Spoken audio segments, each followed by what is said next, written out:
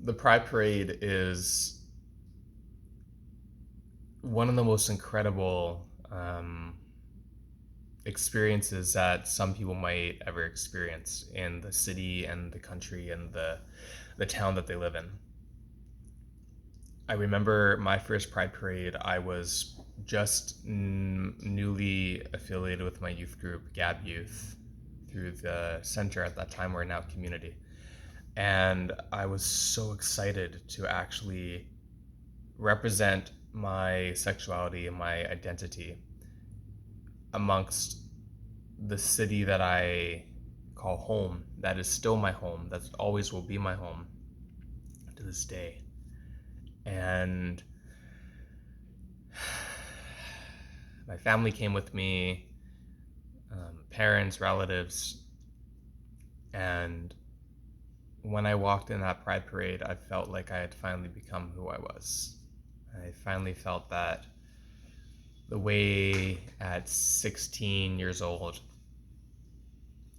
10th grade, a very challenging period of time for me. 10th grade for most people was challenging anyway, so throw your sexuality and some other elements into that too, including my brother and processing after, a couple years after he had passed away. Um, 5 years actually, 5 years after he passed away. Anyway, sorry, no, 3 years. 3 years after he passed away. Sorry, it's a long time ago. And also with my school avoidance and things like that, it just made it feel like I finally had a time where I could really feel like a triumph and a retribution for myself to come out in a way that I hadn't come out before, and in a place where it was completely accepted by the 600,000 plus people that were part of that parade. So I remember we started marching and walking, and and it starts out a little bit slow. And had the flag. I was wearing like a sleeveless pink button-down collared shirt that I must have bought in San Francisco, I think, just a couple months prior. I was wearing rainbow Converse again that I bought like in the Castro district in San Francisco the couple months before that when I was away. All the youth wanted those shoes. I still have them actually.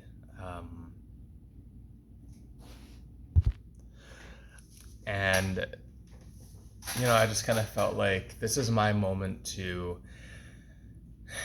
to share with the community that this is me at that point. That was me, and nothing's gonna take this moment away from me on this day.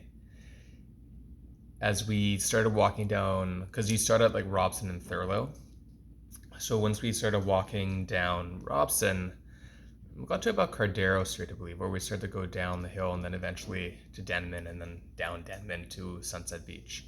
I saw this man, and he was a flag seller, and he had these giant, 6 foot or 7 foot, like rainbow flags available.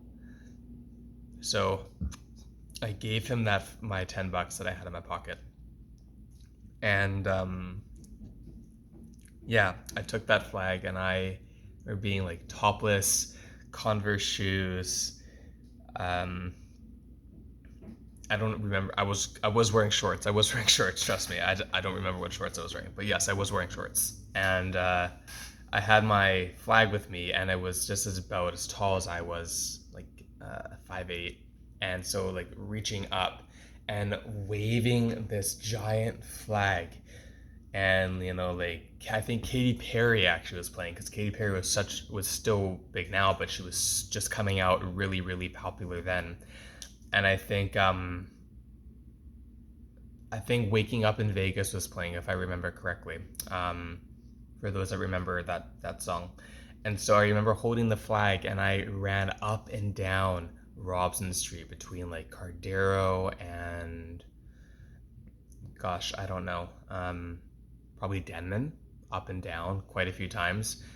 That's when I was in my track and field days, and I just was waving that flag, and I was just screaming to the top of my lungs. And that was a highlight that I won't think I'll ever forget. Um, it was pretty phenomenal. And all I could remember that day was I have arrived. Hiiro has arrived and is here to stay. And although that high, of course, wore off and the adrenaline wore off, it was a nice way to feel for a short period in a time in my life where I felt very, very much the opposite, very dark and lost and depressed, very anxious and insecure, and yet very secure at the same time. Kind of an interesting thing to deal with. And then the following year, I think it was the following year actually, or a couple years after that, where I wanted to participate in the Pride Parade again. And it wasn't the same. It was not the same at all. I remember being there with my best friend, Rasheen at the time. If you're watching this in New Zealand, hello. And she was very much an ally, super queer friendly, really big support, really good sister to me. So she and I went to the Pride Parade. I think that might have been 2009, 2010 Pride Parade perhaps. And so I was like, I'm not affiliated with anybody, but I don't remember that I had to be affiliated with a corporation or with a float. And maybe we were in the first place, and I just didn't think of it because I was affiliated with my youth group. So I didn't have to think about, am I with a certain business or company? I didn't even have that concept in my head. But anyhow, as I showed up, and I was trying to find people to march with, they were saying, oh, sorry, no, you have to be with this company, you have to be signed up, we need to have your name registered. Like it had to be very corporate and organized and stuff like that.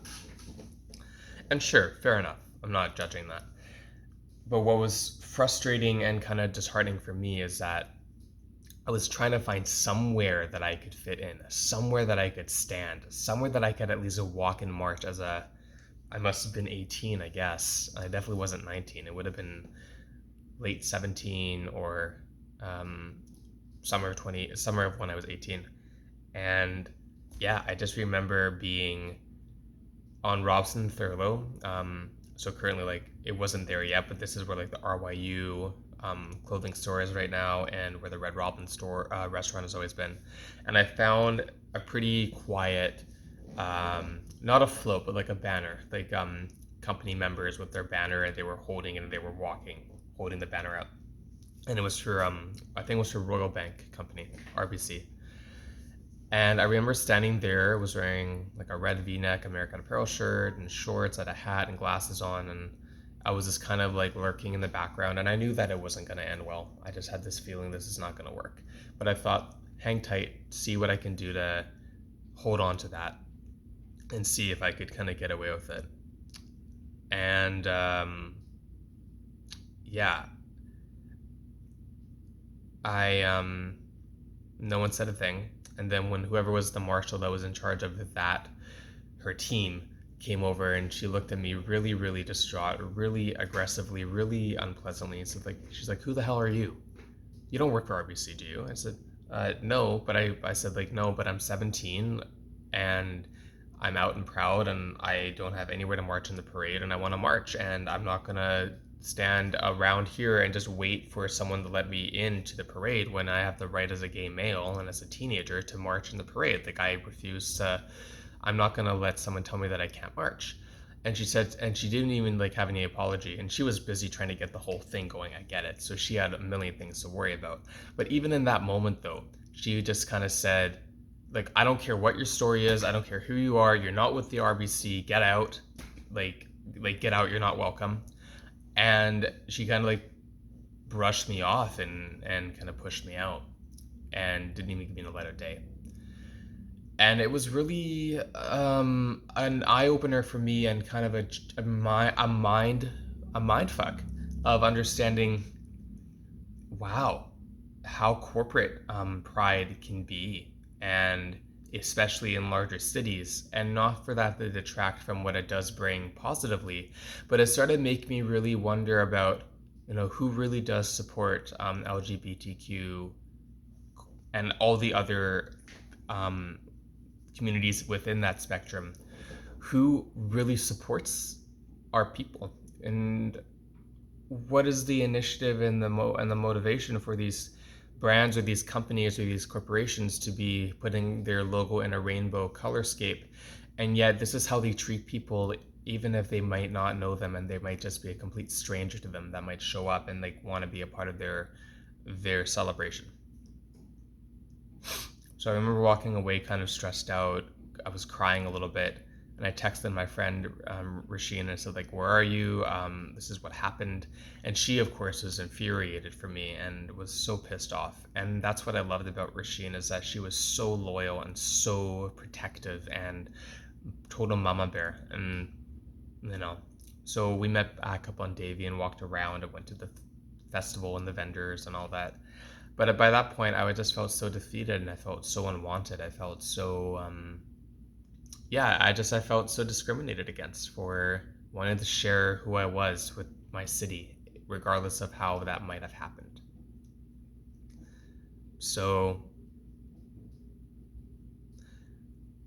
I don't look at Pride anymore as a parade. I don't look at it as that at all. But what I always come back to is how Pride initially started here in Vancouver, and how it was simply a smaller group of people, and it was the Human Rights Equality March in the West End. And I think, if I remember correctly, I think it was like a group of people and they walked about a block or something, like very small distance. And then that's what started the whole phenomenon and started the whole movement of Pride and the parade. And it grew from there every year from the 80s, I believe. I think it was the mid to late 80s, if I remember my research correctly, somewhere around that time frame. But it was called the Human Rights Equality March. And to those people, I thank you for starting something that was really incredible and meaningful and that had a purpose and an intention, and that was for the ability for us to feel accepted and tolerated and to be viewed equally to our peers. And I haven't been to the Pride Parade here in Vancouver for quite a few years. I haven't looked at or engaged many people in that community. But all I hope for is that when there is a Pride Parade next year, or whenever we as a society are permitted to gather in that much quantity of people and to show our support for whatever it is we choose to advocate for and to be celebratory of, that you don't ever make another person feel like the way that you made me feel and put a taste in my mouth that I have come to terms and accepted, but really did affect me in such a negative way at the time.